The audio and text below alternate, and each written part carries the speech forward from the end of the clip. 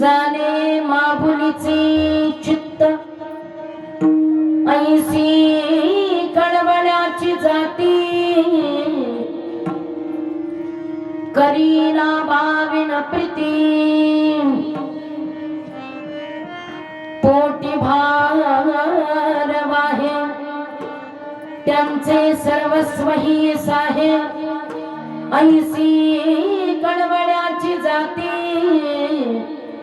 करीना भाविन प्रीती तुका म्हणे माझे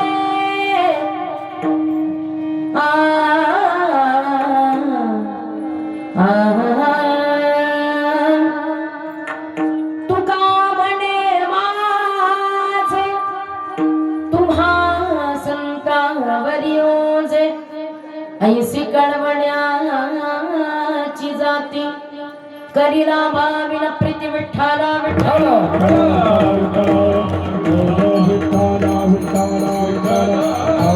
बोला कुंडलिक श्री ज्ञानदेव पंढरीनाथ भगवान की जय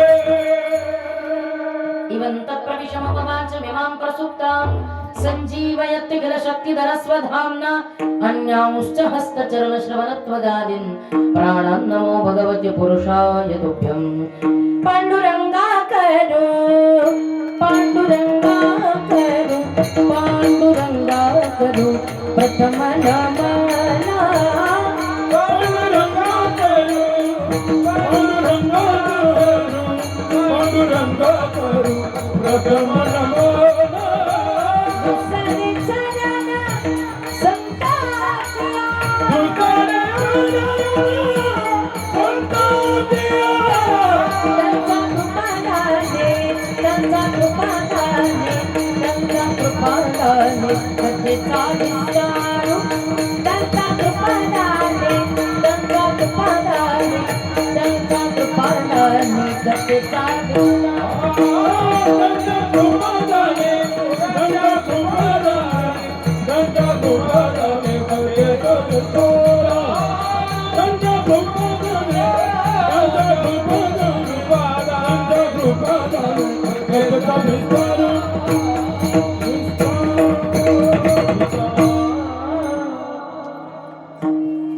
पांडुरंगा करू प्रथम नमन दुसरे चरण संताची या त्यांच्या कृपादाने कथेचा विस्तार बाबाजी सद्गुरुदास तुका ओम नमो ज्ञानेश्वरा करुणा करा दयाळा तुमचा अनुग्रह नादरो पावन झालो चराचरी नमो सोपान देवा मुक्ताई परेशा ठावता सर्वेशा करातटी लेकुराचे हित जाणे किंवा वाहे माऊलीचे चित्त ऐसी कळवळ्याची जाती करीना भाविना प्रीती. श्रीराम. प्राप्त प्रसंगी आवाज एकदम क्लिअर ठेव, म्हणजे इको बिको सगळं आता बंद करून एकदम स्पष्ट शार्प आवाज. आणि मॉनिटरला मेन म्हणजे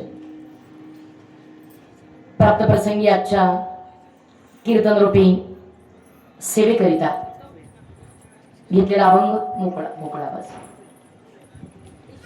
वारकरी संप्रदायाचे ज्येष्ठ अद्वैत भागवत संप्रदायाचे आद्य कळस, ज्यांनी केला नाही कधी भजनाचा आळस, जिजाई रमण पंचम वेद याचे यावत भूतलावरती अवतरलेल्या जळजीवांचा उद्धार करण्याकरिता आपला देह चंदनाप्रमाणे अखंड अविरत जिजविणारे संत सज्जन देवनिवासी जगद्गुरु जगदवंदनीय श्रीमंत श्री तुकोबाराय महाराज यांचा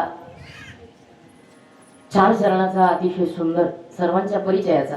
कारण काकड्यामध्ये अगदी पहिल्याच मालिकेमध्ये नियमाने म्हणला जाणारा हा अभंग आणि म्हणून आपल्या सगळ्यांच्या परिचयाचा सुंदर पाठ्यातला असा असणारा हा सुंदर अभंग आज सेवेकरता घेतलेला आहे.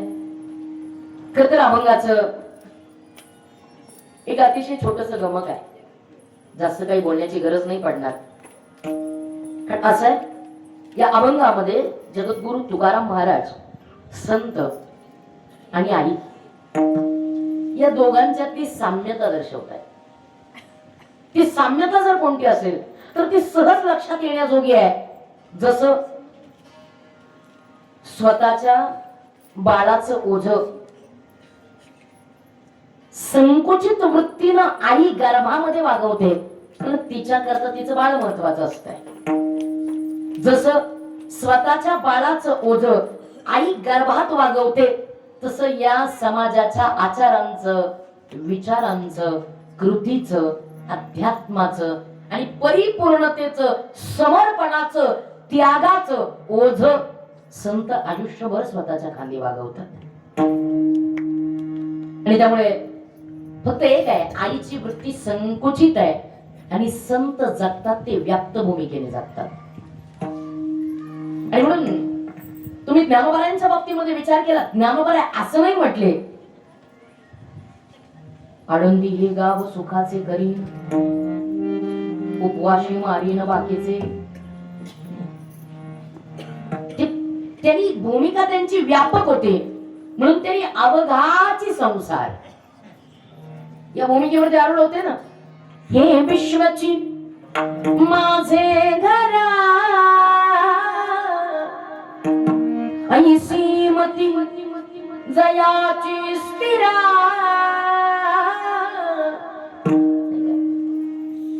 या वृत्तीवरती ज्ञानोबाराय अधिष्ठित आहेत आणि म्हणून त्यांना हे विश्व माझं घर वाटतं. का? ते व्याप्त भूमिकेने सर्वांगाचे आणि सर्व समाज खर तर ज्यांनी स्वतःच्या प्रेमामध्ये लप्त करून टाकलेला आहे, लिप्त करून टाकलेला आहे, असे श्री ज्ञानोबा आहे. म्हणून संतांची जी भूमिका आहे ना ती व्याप्त आहे आणि आईची भूमिका आहे ती संकुचित आहे. फक्त संतांच्या भूमिकेची सुरुवात म्हणजे आई आहे आणि आईच्या भूमिकेचा शेवट म्हणजे संत आहे. पटलं तर बघा, सोपी रचना आहे. आईच्या भूमिकेची सुरुवात हा संतांचा शेवट आहे आणि संतांचा शेवट ही आईची सुरुवात. आणि या भूमिकेतून आई काय करते तर त्या लेकराचं ओझं आपल्या गर्भामध्ये 9 महिने वागवते. आणि म्हणून आई आणि संत या दोघांची साम्यता श्रीमंत जगद्गुरु तुकया आजच्या अभंगामध्ये प्रकट करतायत.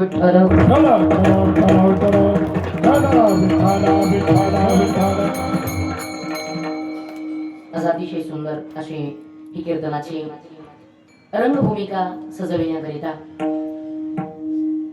सुंदर अशी साथ आणि या साथीमध्ये ज्यांच्या भव्य नियोजनातून हा कार्यक्रम आपल्याला पाहायला मिळतोय ते आपल्या केळशी बापूरचं एक पारमार्थिक वैभव, युवा नेतृत्व आणि ज्यांच्या माध्यमातून खरं तर गेली अनेक वर्ष वारकरी संप्रदायाची धुरा अतिशय समर्थपणे नेली जातीये, पेलली जातीये, वाहिली जातीये.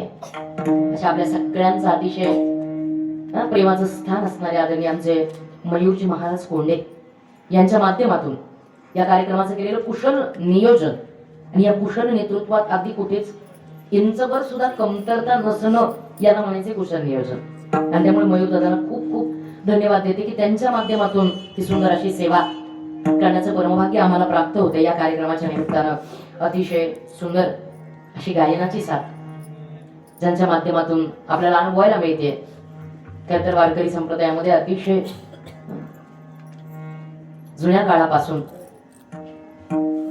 ज्यांनी उत्तम असं गाणं आपल्या कारकिर्दीत अगदी त्याही वेळेला केलं, आजही करतायत असे श्री ज्ञानोबा तुकोबाराचे पाईक म्हणून गेणारे श्री रामभाऊ महाराज. अतिशय सुंदर गायनाची साथ त्यांच्या बरोबरीनं अगदी आताच्या काळामध्ये या गाण्याला लकब असावी शास्त्राची, आणि ती शास्त्राची लकब घेऊन या कीर्तनामध्ये भजनामध्ये ज्यांनी शास्त्र आणि परमार्थ खरं तर या दोघांनाही एकत्र करून या दोघांची सांगड घालून एक परिपूर्ण असं गाणं ज्यांनी आपल्या आयुष्यामध्ये रुजवलं, वाढवलं, शिकले, त्याचा ध्यास घेतला आणि ते शिकून अगदी ऐकलं की या मनाला आनंद मिळावा अशी सुमधुरता त्यांच्या आवाजाने आपल्याला प्राप्त होते. असं आपल्या तालुक्याचं भूषण असणारे श्री आदरणीय गायनाचार्य माऊली महाराज. टाळी वाजवायला काही हरकत नाही, कारण या माणसाने तेवढी साधना केलेली आहे सगळ्यांनी. त्याच्या बरोबरीनं अतिशय उत्तम अशी गाण्याची साथ महाराजांची गाडे महाराज, त्यांची अतिशय उत्तम अशी गायनाची साथ लागते. टाळकरी महाराज मंडळी, चोपदार दादा, अतिशय उत्तम अशा हार्मोनियमची साथ करणारी सुभाष महाराज, अतिशय गोड समर्पक, जेवढं पाहिजे तेवढं गरजेचं साथ देणारे सुंदर हार्मोनियमची साथ. त्यांच्या बरोबरीनं अतिशय उत्तम असा मृदंग की त्या तडपदारानं आणि त्या वाजवण्यानं समोरच्याला गायला प्रवृत्त व्हायला भाग पाडावं. सुंदर आणि तडपदार असा मृदंग ज्यांचा आपल्याला ऐकायला मिळतो ते आदरणीय चैतन्य महाराज सूर्यवंशी, आदरणीय हरिओमजी महाराज दीक्षित. त्याचबरोबरीनं सगळी वारकरी मंडळी, वेणीकरी बाबा, आमच्या बाबू महाराज जगदाळींची उत्तम मृदंग आणि साऊंड सिस्टीम अगदी कुठेच कोणतीच कमी नाही. स्वामी समर्थ युट्यूब चॅनल, सगळ्या माझ्या माई भगिनी, पुरुष वर्ग, आपल्या सगळ्यांच्यामुळे या कार्यक्रमाला लाभलेलं ही सौंदर्य सर्वांचं ऋण व्यक्त करते. आज ज्यांच्या पुण्यस्मरणाच्या निमित्तानं हा कार्यक्रम आयोजित केला गेलाय, खेड शिवापूरची अतिशय आदर्श अशी माऊली कैलासवासी श्रीमती द्रौपदाबाई आनंदराव कुदळे, या माऊलीचं हे प्रथम पुण्यस्मरण. आणि या पुण्यस्मरणाच्या निमित्तानं 81 वर्षाचं आयुष्य, आणि या 81 वर्षाच्या आयुष्यामध्ये खरं तर आई म्हणजे संस्कार, आई म्हणजे नुसतं संसार नाही, संसाराच्या बरोबरीनं संस्कार. कारण आई ही मुलाची पहिली शाळा असते, आणि या संस्कारातून या आईनं जर विचार केला तर प्रत्येक स्त्री ही समर्पणाच्या भूमिकेत आहे. पुरुषाला अहंकार म्हटलंय, स्त्रीला समर्पण म्हटलंय. का? एक लक्षात ठेवा, ज्याला खर तर साधनेच्या उच्चतम टोकाला जायचंय त्यांनी स्त्रीच व्हावं लागतं. तू म्हणाल काहीतरीच काय बोलून आमची मनं वेगळ्याच दिशेला नेत आहे, हे सत्य मी तुमच्या पुढे मांडतेय. ज्याला साधनेच्या उच्च टोकावरती जायचंय त्याला स्त्रीचीच भूमिका घ्यावी लागते. कारण स्त्रीची भूमिका अशी आहे, श्री तुकोबारा एके ठिकाणी सांगतायत, लाडकी लेक मी संताची, लाडकी लेक मी संताची, लेक मी संताची, लाडकी लेक मी संताची,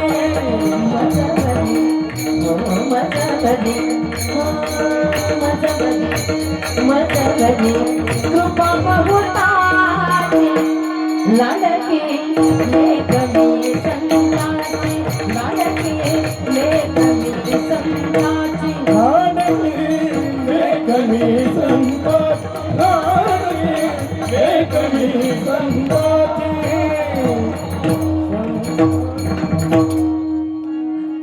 तुकोबाने असं नाही म्हटले लाडका, म्हटले का लाडकी लेक मी संताची, लेख होण्याचा फायदा आहे. कोणता? उत्तरार्धात फायदा सांगितलेला आहे. मजवरी कृपा बहुतांची. तुम्हाला कृपेला पात्र व्हायचं असेल तर तुम्हाला लेखच व्हावं लागेल. लेख होऊन जमणार नाही. कृपेला पात्र होण्याकरता कन्या व्हावी लागते. कृपेला पात्र होण्याकरता मुलगा नाही व्हावा लागेल. कारण मुलगा झाला ना तर त्याच्यामध्ये अहंकाराचं बीज आहे आणि मुलगी आहे ना त्याच्यामध्ये समर्पणाचं बीज आहे. समर्पणाचं बीज हो, लहानपणापासून जन्माला आल्यापासून तर मरेपर्यंत ती फक्त समर्पणाच्या भूमिकेत असते. सगळ्या भूमिका तुमच्या पुढे उभ्या आहेत. जन्माला आलेल्या अगदी लहानग्या बालिकेपासून तर मरेपर्यंत होणाऱ्या वार्धक्य अर्थात म्हाताऱ्या स्त्रीपर्यंत तिच्याकडे फक्त समर्पण आहे. आणि त्या समर्पणाच्या भूमिकेमध्ये ती आयुष्यभर स्वतःच असं काही ठेवतच नाही. आहे का आपल्या जवळ? बघा ना, मंगळसूत्र कोणाचं? कपाळीची टिकली, बांगा करेल कुंकू, हातातल्या बांगड्या, पायातले पैंजण, कोणतंही तुम्ही बघा. कारण तिचं एक आहे, स्त्रीचं विशेष आहे. स्त्री कायम जे आहे स्वतःच असं काही ठेवायचंच नाही. ज्याला अर्पण झालो आहे त्याला सर्वस्व देऊन बसायचं. तिची समर्पणाची भूमिका आहे ना. आधीच सगळं काही बघा तुम्ही, सगळं पहिलं जे प्रेम आहे सगळं प्रेम तिचं बापावर आहे. लग्नाआधी सगळं प्रेम तिचं बापावर आहे. थोडी भूमिका तिची बदलते. बापावरचं प्रेम थोडस उद्युक्त होतं, ते जातं भावावर. तेही प्रेम राहत नाही, तेही प्रेम बदलतं. मग बापाचं भावावर, भावाचं आता पतीवर, तीही भूमिका राहत नाही. पतीवर प्रेम कुठपर्यंत? मुलगा होत नाही तोपर्यंत. एकदा का मुलगा झाला की पतीवरचं प्रेम संपलं, ते झडलं मुलावर. मुलावरती प्रेम राहतं का? नाही, तेही प्रेम संपतं आणि ते जातं नातवांवरती. आयुष्यभर समर्पणाच्या भूमिकेमध्ये स्वतःच असं काही न ठेवता स्वतःच आयुष्य जो माझा आहे त्याला समर्पित करणे ही भूमिका स्त्रीला जमते. आणि त्यामुळे आयुष्यामध्ये ज्याला कृपा करून घ्यायची आहे ना त्यांनी स्त्रीकडून समर्पण शिकायचं. तुम्हाला साधक व्हायचं असेल, साधक होताना अहंकार दूर ठेवावा लागतो आणि समर्पणच देवापायी करावं लागतं. समर्पण गुरुला करावं लागतं. समर्पण साधकाला, वैष्णवाला करावं लागतंय. त्या समर्पणाच्या भूमिकेतून पुढे गेलात तरच तुमच्यावरती भगवंताची कृपा होणार आहे.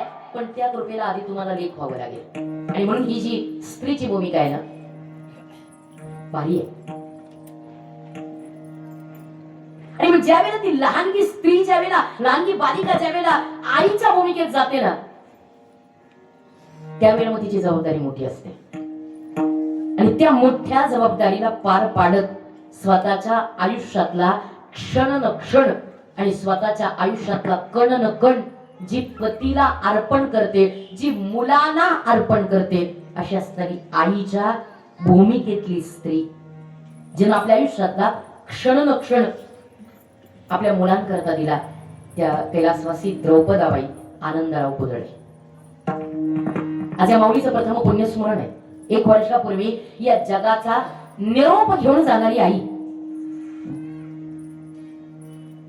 असंचे पती त्यांच्या आनंदराव मारुती कुदळे तेही या जगाचा निरोप घेऊन गेले. त्यांच्या पाठीमागे त्यांची 3ही मुलं, श्री रोहिदासजी आनंदराव कुदळे, श्री कैलासरावजी आनंदराव कुदळे आणि श्री विलासराव आनंदराव कुदळे. त्यांच्या एक कन्या आहेत अलकाताई रवींद्र सोनावळे. आणि या पूर्ण परिवाराला घडवत असताना आज या बघा एक आईची छोटीशी भूमिका बघा तुमच्या लक्षात येईल. आज या 3ही मुलांना इतक्या मोठ्या मोठ्या पदांवरती या माऊलीनं नेलं.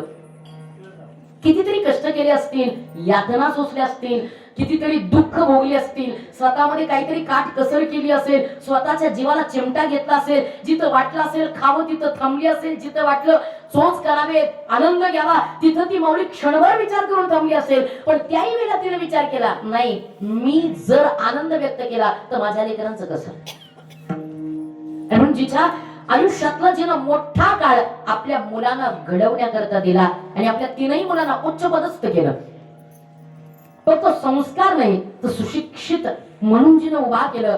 आज 3 मोठ्या मोठ्या पदांवरती कार्य करणारी ही 3ही मुलं आणि त्या मुलांची मुलं तर थेट परदेशामध्ये ज्या माऊलीनं आज एवढ्या मोठ्या पदावरती या सगळ्या कुटुंबाला नेऊन अगदी उच्च शिक्षित केलं, असती आई. बघा, आई असण्याचा आणि आई नसण्याचा फरक. जोपर्यंत घरामध्ये आई आहे,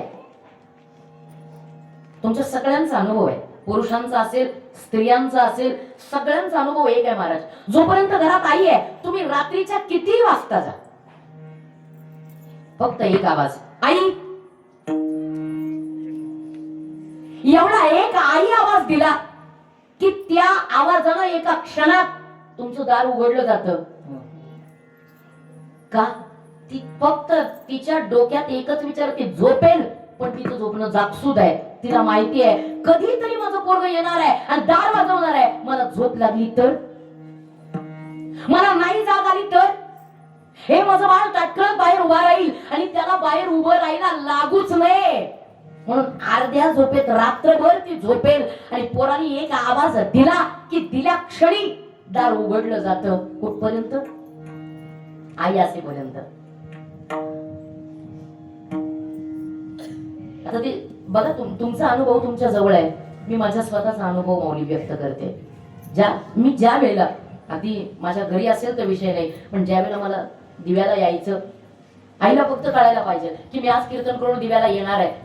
रात्रभर आई जागी आहे. का? माहिती आहे रस्त्याचा प्रवास आहे, गाड्या पळतात, वेगानं पळतात, रोज कितीतरी ऍक्सिडेंट होतात, कितीतरी अपघात होतात. त्या अपघातामध्ये काहीतरी निश्चित वाईट होतं, दुर्घटना घडतात. रात्रभर 3-3 फोन आहेत आईचे. का? कुठपर्यंत आहे, किती वाजता येणार आहे, हळूया, वेळ लागला तरी चालेल, झोप आली तर झोपा, पण घाई करू नका, सावकाश प्रवास करा. हे कुठपर्यंत आहे? आवाज दिल्याबरोबर नुसता गाडीचा आवाज ऐकला की दार उघडलेलं असतं. मला कायम या गोष्टीचा आनंद वाटतो, पण एक क्षण येतो आयुष्यामध्ये या गोष्टीचं वाईटही वाटतं की जोपर्यंत आई आहे तोपर्यंत फोन आहे. बघा अनुभव तुमचा. जोपर्यंत आई आहे ना तोपर्यंत 4-4 काळजीचे फोन आहेत. ज्या दिवशी आई नसेल ना त्या दिवशी तुमचे फोन बंद असतील. ज्या दिवशी आई नसेल ना त्या दिवशी दार उघडणार कोणी नसेल. ज्या दिवशी आई नसेल ना त्यावेळेला काळजी न त्या दारामध्ये उभा राहून तुमची वाट पाहणारी आई ज्या दिवशी नसेल ना त्या दिवशी आई या शब्दाची किंमत कळेल. अहो जगात एक असं प्रेम आहे. अहो आजपर्यंत लिहिणारे संपले, कविता लिहिणारे संपले, वाङ्मय लिहिणारे संपले, चरित्र लिहिणारे संपले, आईचं वात्सल्य लिहिणारे संपले, पण प्रेम मात्र शिल्लक आहे. का? ते नित्य नूतन आहे, ते नवीन आहे, प्रत्येक वेळेला काहीतरी विशेष आहे. आणि एक लक्षात ठेवा, ज्याची आई गेली ना त्याच्या सुखाचा समुद्र आटला. जीवनातलं प्रेम त्या मुलाकरता, त्या मुलीकरता संपलं. आयुष्यात ज्या मुलाची, मुलीची आई मरण पावली, आई आहे ना तोपर्यंत नाहीच पोरगी रिकाम्या हाताने येणार. ती किती श्रीमंत असू दे तिच्या सासरी, तिला काही कमी नसू दे तिच्या सासरी, पण ज्या वेळेला ती माहेरी येईल ना आल्याबरोबर निघताना ती आई तिच्या त्या पिशवीमध्ये एक का होईना भाजीची गड्डी टाकणारच. अगं आई कशाला? आई की माझ्याकडं, माहिती आहे ग मला, तुला फार मोठ्या घरात दिलंय मी, काही कमी नाही तुला, देवाच्या नाही सगळं आहे, पण ही जी भाजी आहे ना ही नुसती भाजी नाही, हा तिच्यात प्रेम आहे. ही जी लसणाची पेंडी आहे ना ही नुसती लसणाची पेंडी नाही, तिच्यात प्रेम आहे. हे जे एवढे एवढे कांदे आहेत ना नुसते कांदे नाही, त्याच्यात प्रेम आहे. बघा अनुभव तुम्ही, जोपर्यंत आई आहे तोपर्यंत तुमच्या पिशवीत काहीतरी वस्तू आहे. ज्या दिवशी आई नाही ना त्या दिवशी तुमची पिशवी रिकामी घरी परत येईल. त्या दिवशी तुम्हाला कळेल की आई नसणं काय असतं. त्या दिवशी आम्हाला त्या क्षणी जाणीव होते आणि आपोआप डोळे गच्च भरून येतात, डोळ्याच्या कडा पाणवतात. का? आज कळतं, आज जर माझी आई असती ना तर मी अशी रिकाम्या हाताने इथं आले नसते, कारण आज सगळं आहे पण आईचं प्रेम नाही. गरिबांचं एक सुंदर पद आहे, हे आई ग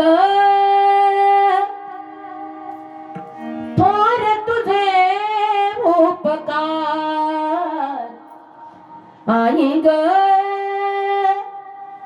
थोर तुझे उपकार 9 महिने आणि 9 दिवसाने दिला जीवा आकार आई ग थोर तुझे उपकार आई ग थोर तुझे उपकार आई ग थोर तुझे उपकार. जीवनात असं अव्यक्त प्रेम आहे की ज्या प्रेमा करता खर तर फार सोपी गोष्ट आहे. आईचं प्रेम सांगण्याकरता आईच व्हावं लागतं. इतरांना कसं आईचं प्रेम सांगता येईल? आईचं प्रेम सांगण्याकरता आधी तुम्हाला अनुभवायचंय, आधी आई व्हायचंय, आणि ज्या दिवशी आई म्हणणार त्या दिवशी आईचं प्रेम ते सांगणं त्या दिवशी सार्थकी आहे.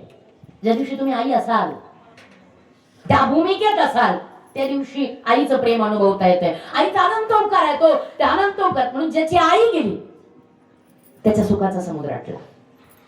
जीवनातलं प्रेम त्या व्यक्ती करता संपलं, त्या मुली करता संपलं, त्या मुला करता संपलं ज्याची आई मरण पावली.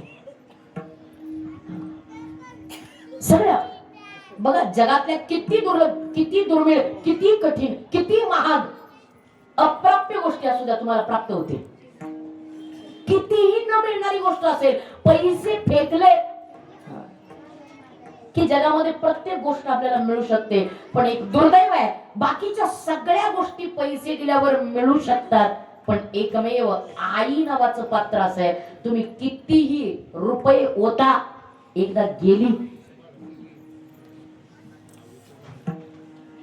तुम्ही नंतर किती रडा, तुम्ही किती ओरडा, किती आक्रोश करा, किती तिच्या नावानं टाळू पडा, एकदा गेली विषय संपला.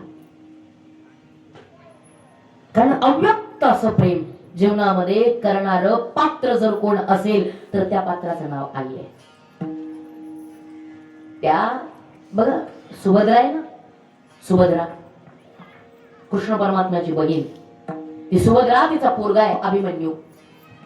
त्या कुरुक्षेत्राच्या रणमैदानामध्ये ज्यावेळेला त्या द्रोणाचार्यांनी चक्रव्यूह रचलं, त्या द्रोणाचार्यांच्या चक्रव्यूहामध्ये बरं माहिती कोणत्याच वीराला नाही कसं जायचं, पण त्याही वेळेला एक बालवीर पुढे धावला आणि त्या बालवीरानं पुढे होऊन सांगितलं रे नसेल कुणाला माहिती पण मी मात्र क्षत्रिय पुत्र आहे, मला माहिती आहे मी आईच्या गर्भामध्ये शिकलोय, सुभद्रेच्या गर्भामध्ये शिकलोय, माझ्या प्रभूनी माझ्या कृष्णानी माझ्या मामानी मला शिकवलंय आईच्या गर्भातून की चक्रव्यूह कसं भेदन करायचं. मी शिकलोय, मी जाणार कुणाला न सांगता न सवरता. आता हे रक्त धनुर्धराचं आहे हो, हे रक्त क्षत्रियाचं आहे, आम्ही ऐकलेलं आहे. आईच्या गर्भात उमगली झुंजाराची रीत, तलवारीशी लगीन लागल जडली येडी प्रीत, लाख संकट झेलून घेई अशी पहाडी छाती, शूर अभी सरदार भाला काय कुणाची भीती, शूर अभी सरदार भाला काय कुणाची भीती, शूर अभी सरदार भाला काय कुणाची भीती, शूर अभी सरदार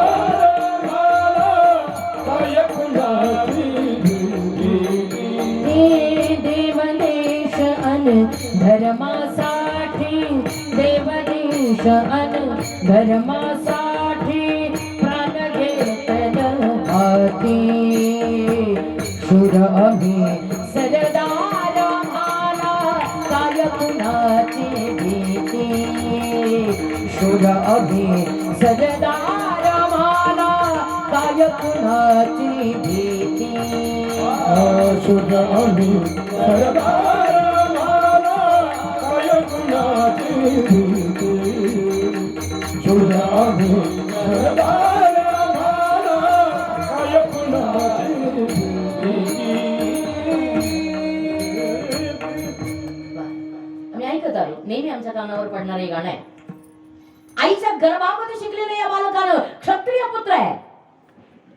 सळसळत रक्त आहे. हे सळसळत रक्त कुठे शांत बसतंय वय. आणि एक लक्षात ठेवायचं कायम हिंदूचं रक्त हे सळसळतच पाहिजे. तर आमचा निभाव लागेल तर आम्ही इथं टिकू. नाहीतर बाकीचे उरावर बसायला तयारच आहे. त्यांची तयारी कायम आहे. कारण आमच्या डोक्यामध्ये सर्व धर्म समभावाचं भूत आहे ना. आणि ते भूत मरू पण उतरणार नाही. पण ही सांगू तुम्हाला सर्व धर्म समभाव हमें नहीं निभाना है केवल और केवल हिंदू धर्म सिखाना है. पण सर्व धर्म समभावानीच वाटोळ केले हिंदूंचं आजपर्यंत. प्रत्येकाला वाटतं बाईचार बस म्हणजे अहो गेला तुमचा काळ वेगळा होता. आम्ही तसं नाही. आम्ही सगळे एकोप्याने नांदलोय. अहो झूट आहे. 10व्या शतकापासूनचा तुम्ही इतिहास पाहिला ना तो 10व्या शतकापासूनचा हे हिंदुस्थानचा इतिहास आम्हाला शिकवतोय आम्हाला सांगतोय. कोणी पाडली आमची मंदिरं. कोणी उद्ध्वस्त केली आमची देवळं. कोणी माया बापड्यांवर अनन्वित अत्याचार केले. कोणी बलात्कार केले. कोणी पोरबाळ मारून टाकली. कोणी गावाच्या गावं लुटली. कोणी गावाच्या गावं बेचिराग केली. कोणी अख्ख्या वेसरीच्या वेसरी अख्ख्या गोठेच्या गोठे गाया गुरांचे पेटवून दिले. कोणी एवढा उद्ध्वस्तपणा केला. कोणी एवढा हायदोस केला. अहो हा जर कोणी केला असेल आता बोलण्याकरता मर्यादा आहे. पण तुम्ही हुशार आहात. इथून पुढे तरी जाना. इथून पुढे तरी शिका. आमच्या बाप जाद्यांनी आमच्या करता प्राण अर्पण केलेत. आम्ही निदान धर्म टिकवण्याकरता सर्व धर्म समभाव तरी नका डोक्यात घेऊ. पण एक आहे मुळात रक्तातच गपलत होते कुठेतरी. त्यामुळे वाट लागायला वेळ लागत नाही. हे रक्त होतं ना हे रक्त या अभिमन्यूचं क्षत्रियाचं रक्त आहे. सळसळतं रक्त धावला. कोणाला सांगितलं नाही. त्या चक्रवात गेला भेदन करत करत करत करत ती सप्तचक्र भेदन केली. अशी सपासप सपासप सपासप सपासप जसा गेला अभिमन्यू. पण दुर्दैव असं आहे त्याला जायचं कसं हे माहित नाही. माहिती आहे शिकलेला आहे पण दुर्दैवाने यायचं कसं हे मात्र माहित नाही.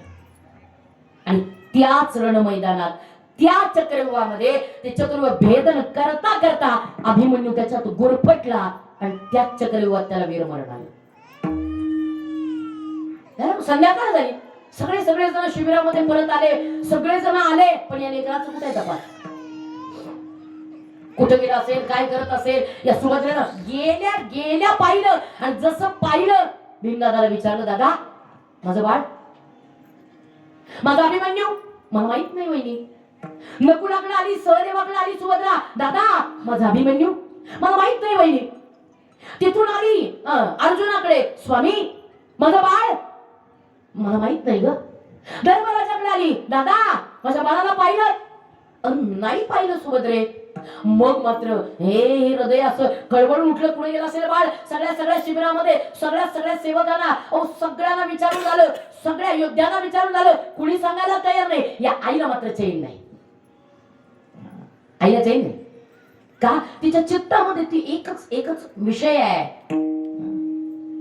महाराज म्हणतात ना एके ठिकाणी घार हिंडे आकाशी घार हिंडे आकाशी घार हिंडे आकाशी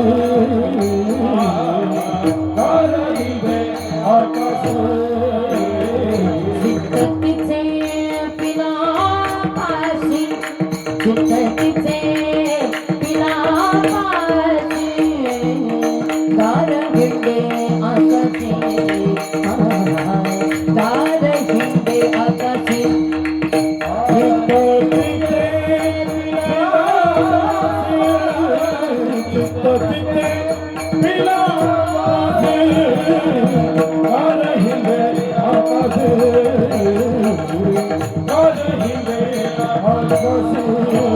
Oh,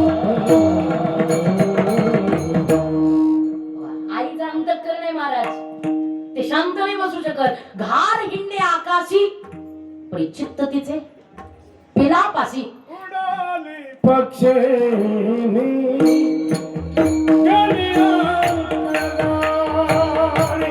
उडाली पक्षिणी गेली अंतराळी. गेली अंतराळी.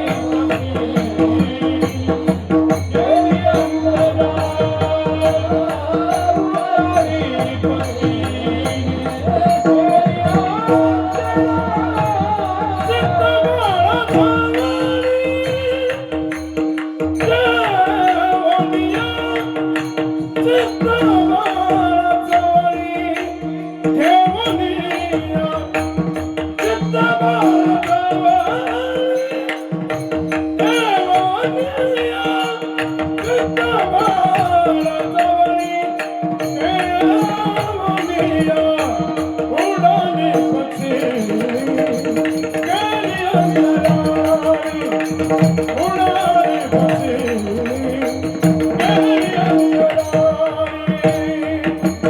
पक्षिणी गेली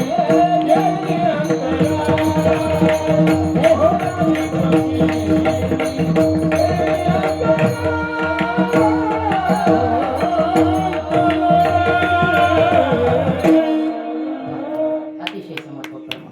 उडवली पक्षिणी गेली अंतराळी चित्त बाळाजवळी ठेवून या.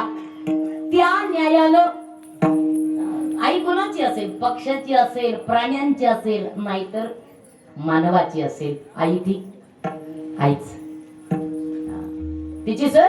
महाराज म्हणले जैसी तैसी आपुलीच माय बरी. रंभा येरी मानल्या त्या. अहो काळी असू दे, भोळी असू दे, अशिक्षित असू दे, तिला काही कळत नसू दे, पण आई ती आईच आहे. तिच्या प्रेमात नाही बदल. तिचा वर्ण कसाही असेल, पण प्रेम मात्र सर्वोच्च आहे. या सुभद्रेनं पाहिलं, चैन नाही तिला, झोप नाही तिला, सगळे सगळे सगळे जण मस्त शांत झालेले आहेत, पण हिला झोप नाही. सुभद्रेला उठली का? तिचा बाळ तिला दिसे नाही ना. अभिमन्यू तिला भेटले नाही ना. कुठेतरी गेलाय, सकाळपासून तिला दिसत नाहीये. घायाळ झालेली आहे, निघालेली आहे. आणि जसा हातात एक कंदील घेतला आणि त्या युद्ध मैदानात, कुठे? कुरुक्षेत्र, त्या युद्ध मैदानावरती, आणि जशी आली, जरा आवाज आला फ्लाइंग दे. जशी ते युद्ध मैदानावरती आली, हातामध्ये तो कंदील आहे, वेळ रात्रीची आहे. बघा किती भयान. त्या कुरुक्षेत्रावर पाऊल ठेवलं, समोरचं विदारक दृश्य पाहिलं, अक्षरशः तिला कळस आली. माझ्याकडे लक्ष आहे तुमचं? नाहीतर मी तुमच्या बरोबर पोट तिडकीने गप्पा हाणायचे, तुम्ही चॅटिंग मध्ये असायचं, असं नाही ना काही? हा, म्हणजे आजच्या काळाची गरज झाली. मोबाईल ठेवा असं तुम्हाला लहान पोरांसारखं सांगावं लागतंय. बरेच जण येडे आहेत कीर्तनातही. त्याच्यामुळे इथे तरी आता मोबाईल नका वापरू. ठेवला तर माझ्यावर कृपा होईल तुमची. कारण काळाची गरज झाली आता सांगणं. कारण तुम्ही किती चांगलं ऐकता यापेक्षा तुम्हाला मोबाईल मध्ये समोर चांगलं दिसतंय. त्यामुळे चांगलं ऐकताना तरी त्याला नकामध्ये येऊ, त्याला शांत करा, त्याला नका वापरू. माझ्याकडे लक्ष असू द्या तुमचं. अतिशय महत्वाचा प्रसंग मी तुमच्या पुढे मांडते. सुंदर आहे, कधी न ऐकलेला आहे, म्हणून ऐका. किळस आली तिला, त्या सुभद्रेला. समोरचं दृश्य पाहिलं तर कुरुक्षेत्रावरती पाऊल टेकवलं, आणि ते सगळं समोरचं दृश्य पाहिल्याबरोबर बिभत्स ते दृश्य. अक्षरशः खाली रक्ताचा राडा आहे, मांसाचा चिखल आहे. आणि तो लिबलिबी चिखल तिच्या सगळ्या पायांमध्ये खचाखच खचाखच खचाखच ते चिखलामध्ये पाय देत, त्या रक्ताच्या मांसाच्या चिखलात पाय देत तिला जावं लागतंय. कुठंतरी त्या प्रेतांच्या राशी पडलेत, मुर्द्यांचे ढीक पडलेत, हाडांचे सापळे पडलेत. एका ठिकाणी तोंड आहे, एखाद्या ठिकाणी हात आहे, एखाद्या ठिकाणी पाय आहे, कुठेतरी घोडे मेलेले आहेत, कुठेतरी हत्ती मेलेले आहेत, कुठेतरी रथाची चाक आहेत, कुठेतरी शस्त्र पडलेली आहेत. एवढी वाताहत झालेली आहे, अक्षरशः बघितलं तरी असं वाटावं बस नकोय. एवढं त्रस्वानं वातावरण आहे. आणि त्या वातावरणामध्ये या सुभद्रेच्या हातात कंदील आहे, पण तिला ही बिभत्स वातावरण काहीच वाटत नाही. का? तिला तिचं मुलगं हवंय, तिला तिचं बाळ हवंय. या या या वनव्यानं, या काळजीनं, त्या वातावरणातूनही खचाखच पाय देत त्या चिखलाच्या रड्यातून, हातामध्ये कंदील आहे, वेळ रात्रीची आहे, कुरुक्षेत्राचं मैदान आहे. आवाज दिला अभिमन्यू.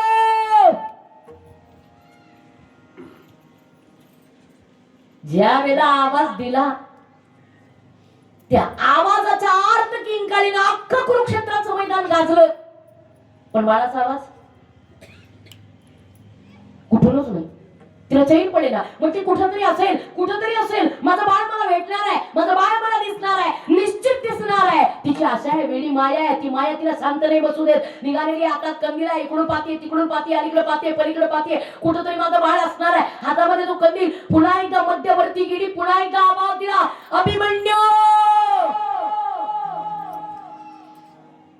लाख प्रयत्न केले, पण बाळाचा कुठे आवाज? त्या आवाजाला कुठे आहे प्रतिक्रिया? नाही. कुठूनच त्या आवाजाला प्रतिक्रिया नाही. हिच्या डोळ्याच्या कडा ओल्या झाल्या, पानावल्या. कुठं असेल माझं लेकरू, कुठं असेल माझं बाळ? का मला आवाज देत नाही? मी एवढी हो देते त्याला, एवढा आवाज देते त्याला, का माझं बाळ मला आवाज देत नाही? कुठं असेल, कोणत्या अवस्थेत असेल, कोणत्या परिस्थितीत असेल? पण नाही, मला थांबायचं नाही. माझं बाळ मला बघायचंय, माझं बाळ मला शोधायचंय. एकटी आहे, कोणी सोबत नाही आहे, आणि चालता चालता चालता चालता थकलेली आहे. पण त्याही अवस्थेमध्ये चाललेली आहे. त्या आईचं प्रेम, त्या आईची माया तिला स्वस्थ बसू देत नाही. जाता जाता मला नेमकं एका ठिकाणी तिच्या पायाला ठेच लागली, आणि ठेच लागल्याबरोबर जशी पुढे पडली, पडल्याबरोबर तो कंदील सावरला, आणि सावरून उठणार तेवढ्यात त्या कंदिलाच्या उजेडामध्ये तिच्या समोर एक दृश्य दिसलं. त्या कंदिलाच्या उजेडात ठेच लागून जिथं पडली, तिच्या पुढेच तिच्या बाळाचं प्रेत. विचार कर, काय अवस्था झाली असेल. आयुष्यामध्ये स्त्री कितीही दुःख, कितीही यातना, कितीही त्रास सहन करू शकते, कारण ती सहनशीलतेच्या बाबतीत एक नंबर आहे. किती दुःख असू दे, स्त्री सहन करते. पण एकमेव तिच्या आयुष्यातलं किती मोठं दुःख असलं तरी ती सहन करेल. पण ती जी पुत्रवती आहे ना, ती जी आई आहे ना, तिच्या आयुष्यात तिचा मुलगा कधीच तिच्या आधी जाऊ नये. ज्यावेळेला सुभद्रेनं पाहिलं तिच्या समोर तिच्या मुलाला, आणि त्या रक्ताच्या थारोळ्यात पडलेलं पाहिलं, पटकन उठली, आणि त्या कंदिलाला सावरायच्या आधी त्या पोराला पाहिलं. अभिमन्यू. रक्ताच्या थारोळ्यातलं ते पोरग अक्षरशः जीवाची घालमेल झाली तिला. का? अरे माझ्या रक्तापासून हा देव बनलाय. गच्च डोळे भरून आले. कारण एक लक्षात ठेवा, बाळाचं सगळं शरीर हे बापाकडून बनतं. सगळं शरीर बापाकडून बनतं, पण बाळाला रक्त आणि मांस मात्र आईकडून मिळतं. काय लक्षात ठेवायचं? आई जी म्हणते ना आपल्याला, रागवली, वैतागली, संतापली, चुकीचं वागलो, की आई म्हणते ना, अरे रक्ताचं पाणी करून पाजलंय तुला, रक्ताचं दूध करून पाजलंय तुला. ते जे शब्द आहेत ते खरे आहेत, ते खोटे नाही आहेत. हिच्या डोळ्यामध्ये पाणी आहे. पाहिलं, हा बाळ रक्ताच्या तळ्यात पडलेला, अक्षरशः घालमेल झाली. तिची हृदय विस्तीर्ण झालं, तिचं विदीर्ण झालं, तुकडे तुकडे व्हायला लागले, पायाखालची जमीन हरडली, डोक्यावरचं आभाळ फाटलं तिच्या. त्या चिखलाच्या, त्या रक्ताच्या, मांसाच्या तेवढ्या राड्यामध्ये ती बसली, अक्षरशः ठाण मांडून. पाहिलं समोर त्या बाळाला, समोर पाहिलं, बेभान झालेली आहे. त्या लेकराला उचललं, त्या रक्ताच्या थारोळ्यात पडलेला तो स्वतःच्या मुलाचा देह ज्यावेळेला पाहिला, किंचळली बाळ.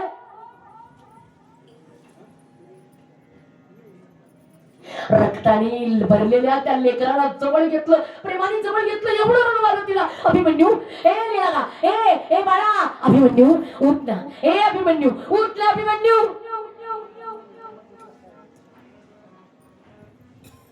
असं म्हणता म्हणता तिचा विश्वास बसेना. तिनं त्या आईनी ज्या वेळेला त्याला खांद्यावर घेतलेलं आहे त्याची मान मात्र खाली पडलेली आहे.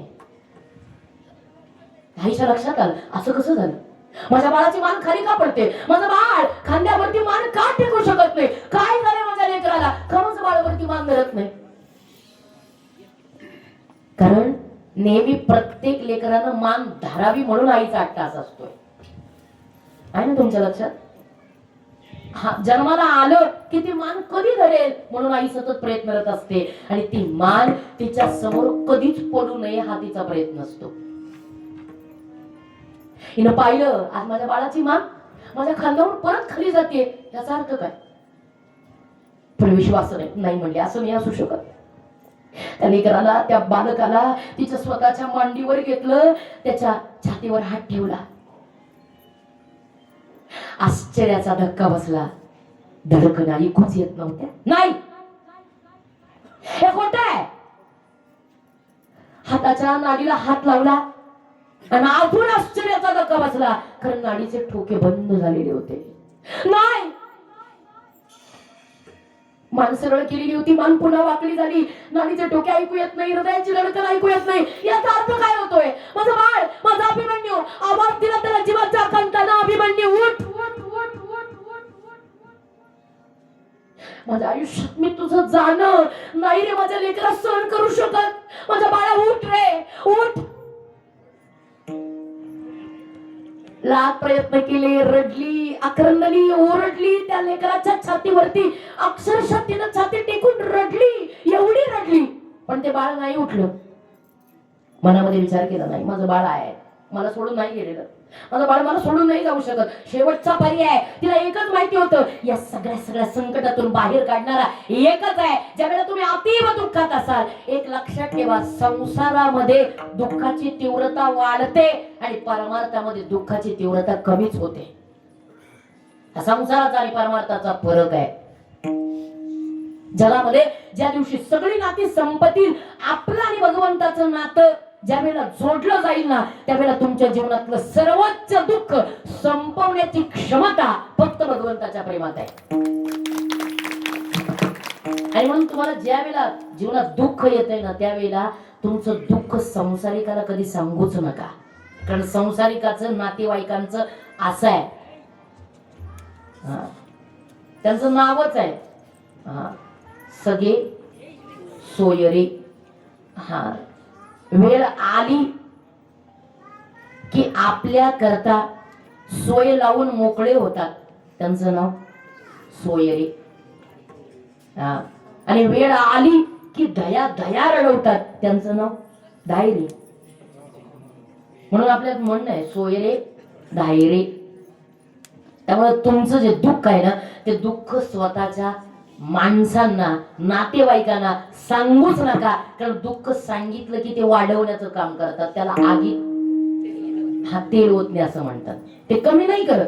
एखादीला म्हटलं ना माझी सून त्रास देते ग, आहेच तशी, ती म्हणणार नाही अगं ठीक आहे कमी होईल, नको तू चिंता करू, तू विषय सोडून दे, एक दिवस ती आपोआप दुर्लक्ष करेल. ती म्हणणार बरोबर आहे, अजून बराच त्रास दिला असेल तिने, नाही याचा अर्थ आगीत तेल होत नाही. संसारिकाला दुःख सांगूच नका, ते वाढवतील. दुःख सांगावं असं वाटत असेल ना, कधीतरी एकांतात जा आणि एकांतात जाऊन भगवंताशी वार्तालाप करा. निश्चित तो दुःख ऐकतो आणि ऐकल्यानंतर ते दुःख दूर करतो.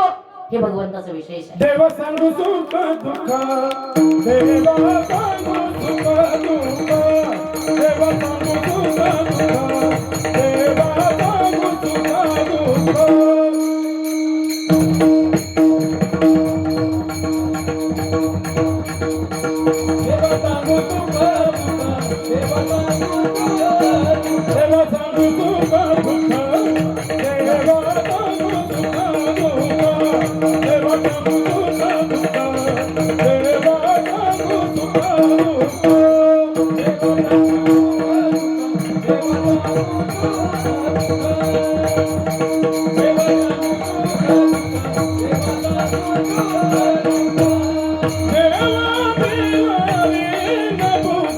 देवा निवारी नमुका देवा सांगू सुख दुःख देवा सांगू देवा सांगू सुख दुःख देवा सांगू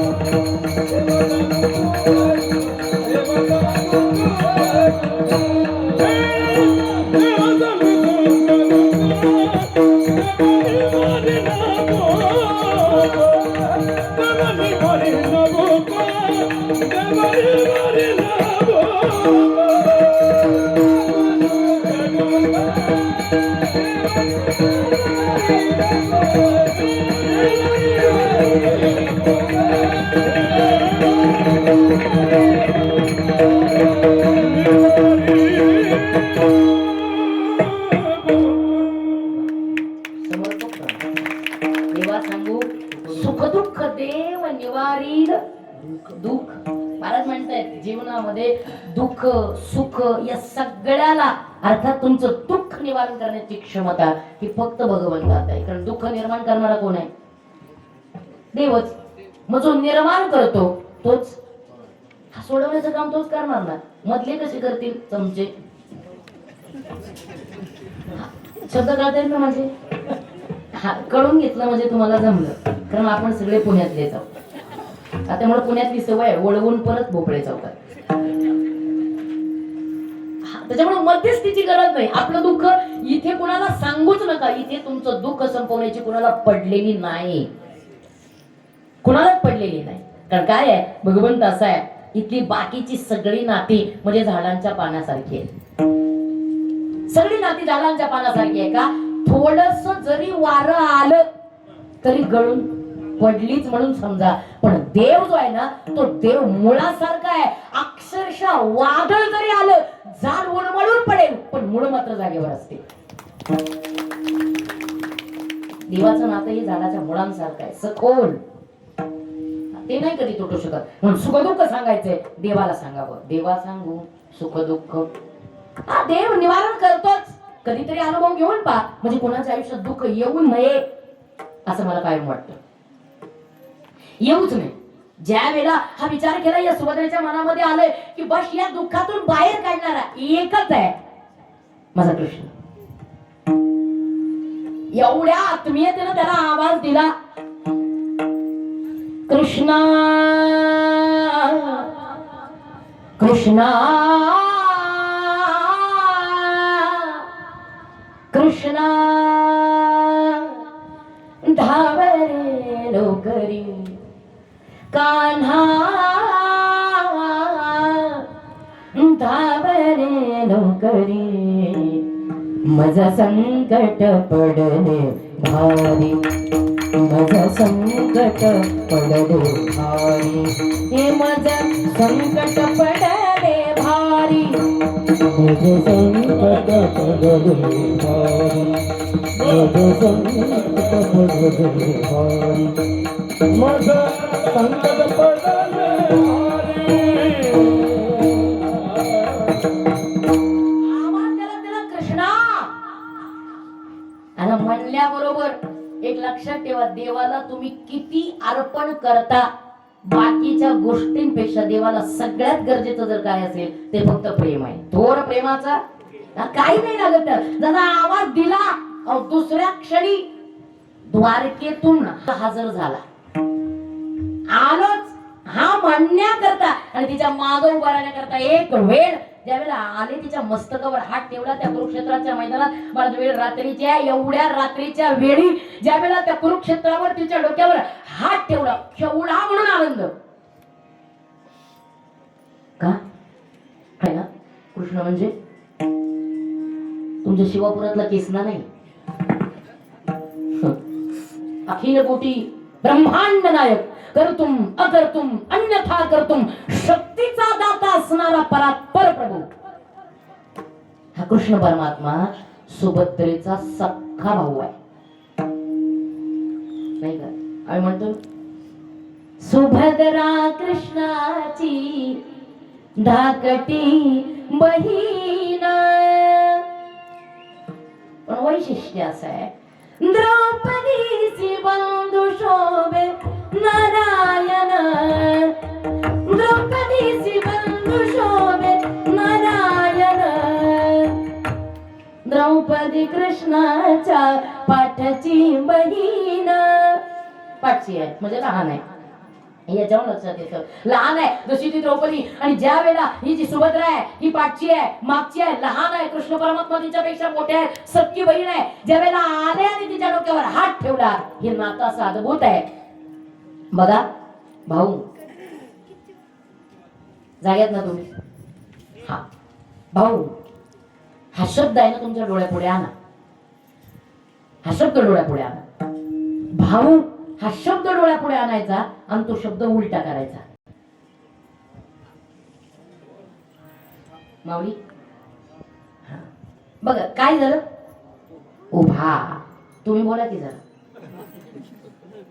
उलटा केला की झालं उभा. हा शब्द असा आहे, या शब्दाचं विशेष असे काय तयार करताना मराठी बस परी अमृता ते ही पैजा जिंके, ही ताकद फक्त मराठीत आहे. हा शब्द उलटा केला की तो उभा.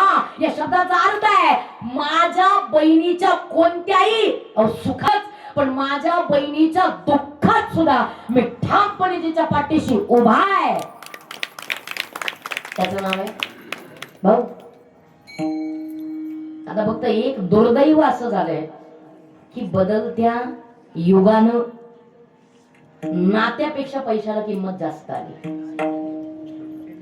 आता हा तुमच्या बुद्धीचा भाग आहे, मला काही तुमच्यात पडायचं नाही, कारण मला काय देणं घेणं आहे. पण तरी मला प्रामाणिक मत, मी कोणाची तरी बहीण आहे म्हणून तुम्हाला सांगते, कारण ही सांगणं काळाची गरज आहे. कारण प्रत्येक वेळेला काम सोनारानेच टोचावे लागतात, ही काळाची गरज आहे म्हणून सांगते, प्रामाणिकपणे सांगते. तुमच्या आयुष्यात तुमच्या बापानी जन्म दिला, हे तुमच्यावरती केलेले अनंत उपकार आहेत, अनंत उपकार आहेत. आणि ज्या दिवशी बापानी तुमचं कन्यादान केलं, तुम्हाला अर्थ समजतो ना सगळ्यांना, महिलांना? जाग्यात ना तुम्ही? कन्यादान, दान करणे म्हणजे अर्पण करणे. आणि ज्या दिवशी तुमच्या बापानं तुमचं दान तुमच्या नवऱ्याला केलंय, त्या दिवशी बापाच्या आयुष्यातला तुमचा अधिकार किती संपला. तुम्हाला चांगलं माहिती आहे, तुम्ही मेला तरी बापाला सुतक पडत नाही. आता ते 1.5 दिवसाचं धरतात शास्त्राप्रमाणे, हा भाग वेगळा आहे. पण तुम्ही मेला तरी सुतक बापाला पडत नाही. सुतक कोणाला आहे? नवऱ्याला आहे, कारण तुम्ही त्याला अर्पण केलेलं आहे. ज्या दिवशी अर्पण केलं त्या दिवशी तुमचा बापावरचा हक्क संपला. आणि मग दुसरा हक्क सोड कशाला करायला निघताय?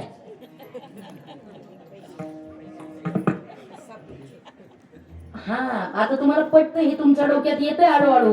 पण खरं सांगते तुम्हाला, एक लक्षात ठेवा, पैसे आज आहेत उद्या नसतील, पण प्रेम मात्र कालही होतं, आजही आहे आणि उद्याही राहील. फक्त एखाद्या कोटभर रुपया करता हिस्सा मागून प्रेम नका संपवू.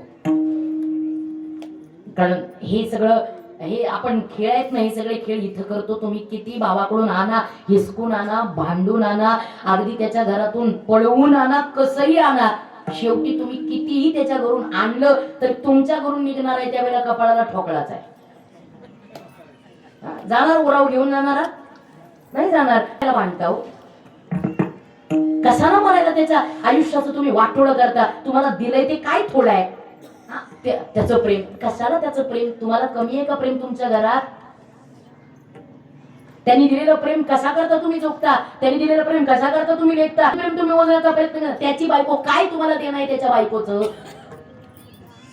तुमच्याशी कशी वागते? तुम्ही तुमच्या नंदेशी कसा वागता? हाही प्रश्न आहेत की जरा मागे वळून पाहिलं, बुमरँग झालं तर कळतं आम्हाला आयुष्यात. त्यामुळे मला जास्त काही बोलायचं नाही, पण खरंच सांगते तुम्हाला, आयुष्यात शहाण्या असाल तर जेवढं बापाचा अंदाज असेल तेवढं परत करा आणि सन्मानाने त्याच्या घरी बहीण म्हणून राहा. कारण बाकी सगळं जाणार आहे पण प्रेम मात्र चिरंतन असणार आहे. कारण तुम्ही कितीही त्याच्याकडून घेतलं ना तरी ज्या दिवशी रक्षाबंधन येतं ना ज्या दिवशी भाऊबीज येते ना त्या दिवशी डोळ्यात पाणी येतं का? आपण लायकीचा नाही राहिलेलो त्याच्या घरी जाऊन राखी बांधण्याच्या. कारण आपण पैसे घेऊन अधिकार संपवलाय, पैसे घेऊन आपण प्रेम संपवलंय, पैसे घेऊन आपण त्याला विकत घेतलंय, त्याच्यामुळे प्रेम संपलं. पैसे आले की प्रेम संपतं. आणि त्यामुळं फक्त प्रेमाने राखी बांधण्याकरता जा, त्याचे पैसे नका मागण्याकरता जाऊ. धमक असेल तर तुम्ही कमवा की, मरा की तुम्ही. मागायला कशाला जातं त्याच्या दारात? मी स्वाभिमानी आहे आणि म्हणून मी स्वाभिमानानं सांगणं माझं काम आहे. कोणाच्या दारात पडण्याची तुम्हाला गरज नाही. काही लाखांकरता आणि काही कोटी करता खरंच नका भांडू. इथून पुढे शहाणे असाल ना तर हक्क सोड करू नका. मी तुमची बाजू घेऊन बोलते बाबांनो. कारण मला चिंता आहे हो, मला काळजी आहे, मला प्रत्येक स्त्रीची चिंता आहे. कारण आयुष्यामध्ये नाही ना काही मिळालं, शेवटपर्यंत तुमच्या बरोबर आधार देणारा फक्त भाऊ आहे. खरं सांगते. हा, कारण बाकीची सगळी जाती काळानुरूप संपतील हो. आई बाप आपल्यापेक्षा वयाने मोठे ते संपणार आहे, पण ज्याही वेळेला तुम्हाला गरज पडेल ना त्याबरोबरीनं आई बापाचा कोणीतरी प्रतिनिधी म्हणून तुमच्या सोबत असणारा तुमचा भाऊ असेल, हक्काने तुमची बाजू घेणारा भाऊ असेल. आणि म्हणून पैसा करता नातं नका मोडू. सुभद्रा स्वाभिमानी होती म्हणून धावला होता तो. तिने हक्क सोड नव्हतं केलं. धावला होता कृष्ण. ज्यावेळेला आला मी तिच्या डोक्यावर हात ठेवला, पाहिलं तिनं माझ्या संकटात माझा भाऊ आलाय. एवढं रडू आलं तिला. कृष्णा कृष्णा कृष्ण आलास काय रे? कृष्ण आलास काय रे? आणि म्हणता म्हणता त्याचा हात हातात घेतला. एवढी रडते सुभद्रा, एवढी रडते टाव पडून. कृष्ण बघ रे, माझं बाळ मला सोडून गेले कृष्णा. मला काही नकोय, मला माझा अभिमन्यू हवाय रे कृष्ण. त्या तेवढ्या संकटामध्ये सुद्धा ज्यावेळेला कृष्ण परमात्मा पुढे आले, कारण तिची सख्खी बहीण आहे, जवळ घेतलं त्या सुभद्रेला, आलिंगन दिलं. सुभद्रे रडू नकोस, मी खरं सांगू तुला, मी याचा सक्का मामा आहे, ब्रह्मांडाचा मालक आहे, पण नामा म्हणे कर्मरेखा देवाधिका चुकेना. मी जगाचा बाप जरी असलो तरी याच्या कर्मरेखेमध्ये बदल करण्याचा अधिकार मला नाही. मी कोणी असलो तरी. आणि आई त्याचा मृत्यू तर चुकणार नव्हता, त्याचा मृत्यू इथंच होता, त्याचं मरण इथंच होतं. पण तू रडणं सोड, रडू नकोस. का? तू कोण आहेस माहिती आहे? कोण आहे म्हणले, हे बघ सुभद्रे, तू पंडूराजाची सून आहेस.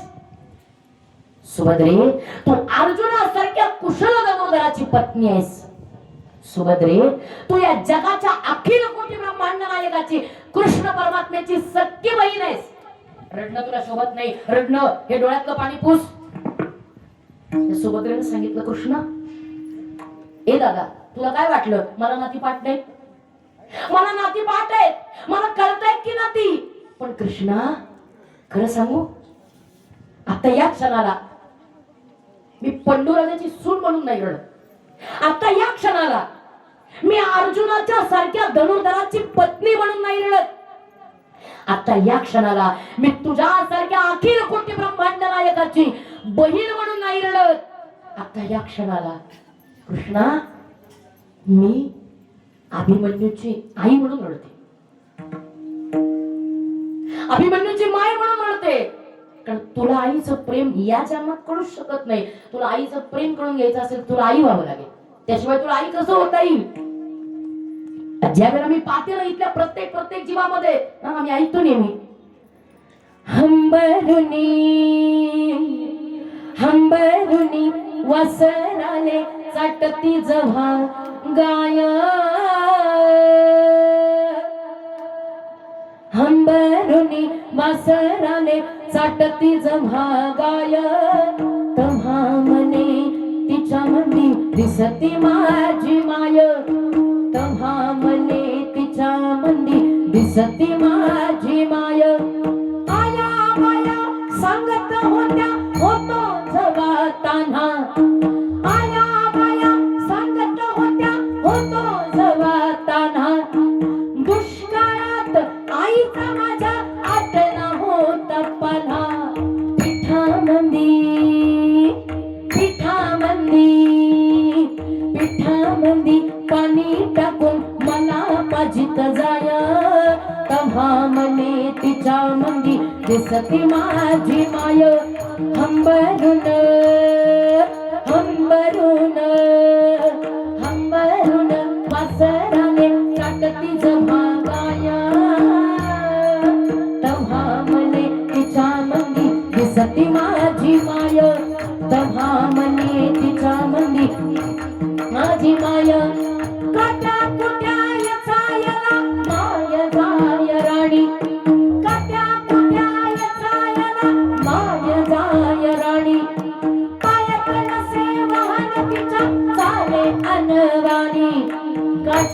कुट्या काट्या कुट्या काट्या कुट्या जुमानत नसतीच पाय तेव्हा मने तिच्या मंदी दिसती माझी माय हंबरून हंबरून हंबरून दासराले काटती जव्हा गाय तेव्हा मने तिच्या मंदी दिसती माझी माय तेव्हा मने तिच्या मंदी दिसती माझी माय दिसती माझी माय दिसती माझी माय.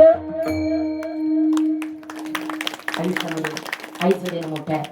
त्या सुभद्रेनं सांगितलं याकरता तुला आई व्हावं लागेल का आईच्या अंतःकरणामध्ये ज्ञानोबाराय सांगतायत पै अहितापासून काढिती हित देवोनी वाढविती नाही गा श्रुती परवती माऊली जगा. लेकराला अहिताच्या अकल्याणाच्या वाटेवरून काढून कल्याणाच्या हिताच्या वाटेवर आणण्याचं थोर काम जगात जर कोण करत असेल तर ते काम करणारी फक्त आई आहे. कारण तिला माहिती आहे माझ्या मुलाचं भलं माझ्या मुलाचं कल्याण आणि माझ्या मुलाचं हित कशात आहे हे आई कोणी चांगलं जाणत नाही. हे तुकोबारायांनी पडताळलं आणि मग सांगितलं पाहिजे.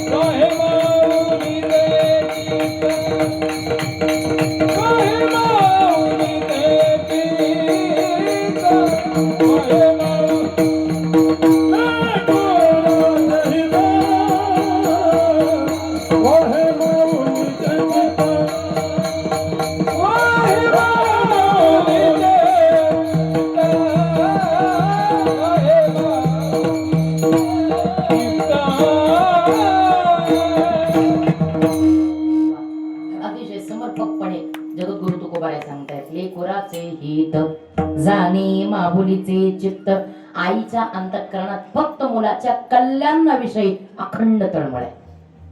माझ्या मुलाचं भलं कारण तिला चांगलं माहिती आहे. बघा तुम्हाला पटलं तर या नाही पटलं सोडून द्या. आपली आई कशी आहे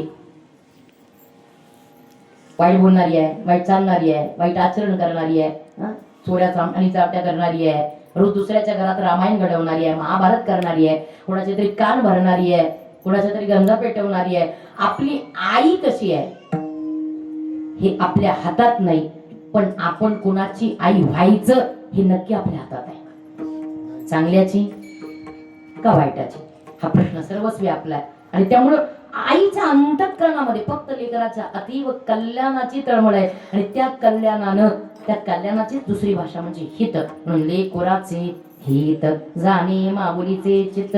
तिच्या चित्तामध्ये मुलाचं कल्याण व्हावं ही तळमळ अखंड आहे. कारण जगामध्ये ही तळमळ व्यक्त करणारी बाकीची नाती जर पाहिली तर बाकीची सगळी नाती स्वार्थानं बरबटलेली आहेत. पण त्या अनेक स्वार्थानं बरबटलेल्या नात्यामध्ये अगदी विनामूल्य आणि तेवढं परम पदापर्यंत पोहोचवणार प्रेम जगामध्ये करणारी एकमेव जात आहे. ऐसी कळबळ्याची जाती करीला विण प्रीती. कोणत्याही स्वार्थाशिवाय मुलावरती प्रेम करणारी ही एकमेव जाती आहे ज्या जातीचं नाव आहे आई. पण म्हणजे त्याच्याकरता पुरावा म्हणजे पुरावा आहे. पोटी भारव आहे त्यांचे सर्वस्व ही साहे. त्या लेकराचं ओझ त्या प्रेमापायी स्वतःच्या गर्भामध्ये 9 महिने 9 दिवस वागवते.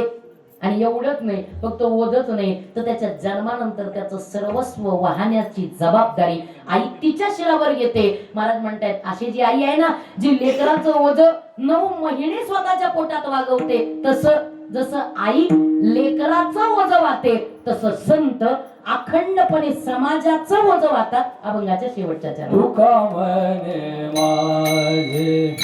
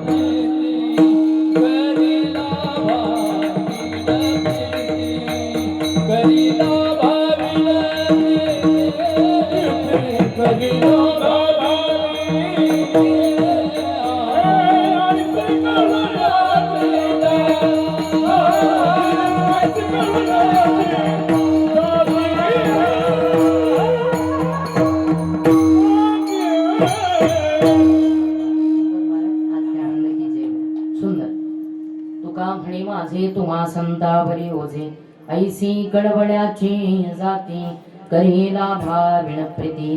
असं चिरंतन आईचं प्रेम आणि आईचं प्रेम निश्चितपणे आपल्या स्मरणात असावं म्हणून कैलासवासी श्रीमती द्रौपदाबाई आनंदराव कुदळे या माऊलीचे प्रथम पुण्यस्मरण हे परत निश्चित ही आई येणार नाही, कारण गए हुए कभी आते नहीं, लेकिन उनकी याद जरूर आती है. गेलेली माणसं नाही पुन्हा कधी येत, पण त्यांच्या आठवणी मात्र कायम येत असतात. आज या आईची ही खोलवर रुजलेली आठवण आज या तीनही मुलांना म्हणजे आनंदराव, रोहिदास, कैलास आणि विलास आणि त्यांच्या कन्या अलकाताई, आज या परिवाराला कायम या आईची आठवण निश्चितपणे खोलवर रुजलेली आहे, ती येणार आहे. आणि या माऊलीच्या अगदी एवढ्या मोठ्या अनंत उपकारातून उत्तीर्ण होण्याकरता या परिवारानं आज केलेले भव्य दिव्य पुण्यस्मरणाचं आयोजन. आणि म्हणून आज खरंच या आईच्या जाण्याने या परिवाराला एक खूप मोठं दुःख झालेलं आहे. त्या दुःखातून सावरण्याची ताकद या कुटुंबाला परमेश्वराने द्यावी अशी प्रार्थना मी परमेश्वर चरणी करते. आज या चारही मुलांच्या आयुष्यातली आई म्हणून मी कोणास हाक मारी, स्वामी तिन्ही जगाचा आई विना भिकारी. आयुष्यातलं हे निर्व्याज्य प्रेम आज या परिवारातून गेलंय. आज या तीनही मुलांना कायम जाणीव असेल, एका मुलीला कायम जाणीव असेल आईनं ओढलेले कष्ट, आईनं प्रपंचामध्ये खाल्लेल्या खस्ता, आयुष्यामध्ये एवढे मोठे कष्टाचे उभा केलेले डोंगर, प्रत्येक क्षणाला आपल्या मुलांच्या सुखाकरता आपल्या आनंदाचा केलेला त्याग, प्रत्येक आयुष्यात प्रत्येक आईचा, प्रत्येक वडिलांचा खूप मोठा त्याग मुलांच्या आयुष्यात आहे. आणि आज निश्चित त्या त्यागाची आठवण आपल्याला कायम येत आहे. आज या आईच्या जाण्यानं या परिवाराला, कुदळे परिवाराला जे दुःख झाले त्या दुःखातून सावरण्याची ताकद भगवंताने या कुटुंबाला द्यावी अशी प्रार्थना भगवत चरणी करते. आदरणीय मयूर महाराज कोंडे महाराजांचं खूप आभार व्यक्त करते, त्यांच्यामुळे या माऊलीची सेवा मला करता आली. याकरता सर्वच आदरणीय गायनाचार्य, मृदंगाचार्य, हार्मोनियम वादक, वेणीकरी, टाळकरी महाराज, आमच्या बाबूदादांची अतिशय आणि सुंदर सुस्थितीत असणारी साऊंड सिस्टीम, यूट्यूब चॅनल, सगळ्या माय भगिनी, पुरुष वर्ग सर्वांचंच या ठिकाणी ऋण व्यक्त करते. झालेली सेवा श्री पंढरीनाथाच्या, माऊली ज्ञानराजाच्या, सद्गुरू सोपानदेवांच्या, जगद्गुरु तुकोबारा यांच्या चरणी समर्पित करते. चुकला असेल, बुद्धीचे दोष योग्य असेल, माझ्या वडिलांचे, आमच्या पतिदेवांचे आशीर्वाद, ज्यांनी 3 पायी नर्मदा परिक्रमा केल्या आणि हिमालयाची 4 धाम यात्रा केली, असे माझे पतिदेव श्री अपूर्वानंदजी महाराज जे आहे ते निश्चितच त्यांच्या सेवेची पुण्याई ऋण आहे, म्हणून त्यांनाही धन्यवाद देते. आणि झालेली सेवा श्री पंढरीनाथाच्या चरणी समर्पित करून सेवेला पूर्णविराम देण्यापूर्वी एकदा मोठ्या प्रेमाने हाताने टाळी, मुखाने नाम श्री भजन करून सेवेला शेवट करूया. विठोबा रखुमाई,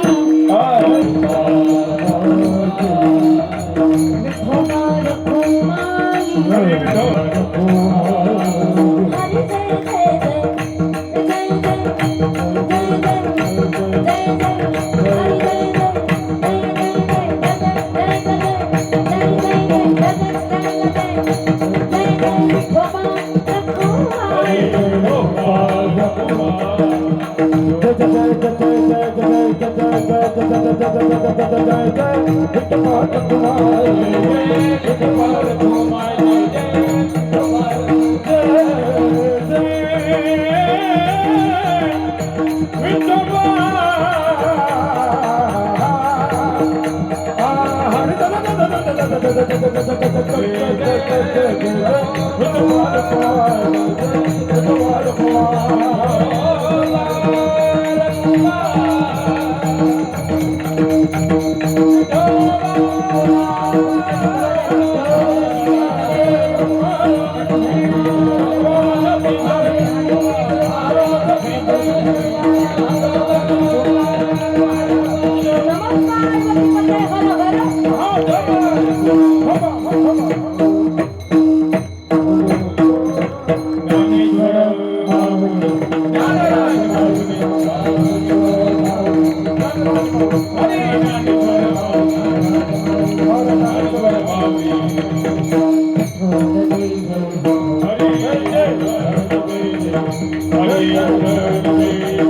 बोलले बोलले बोलले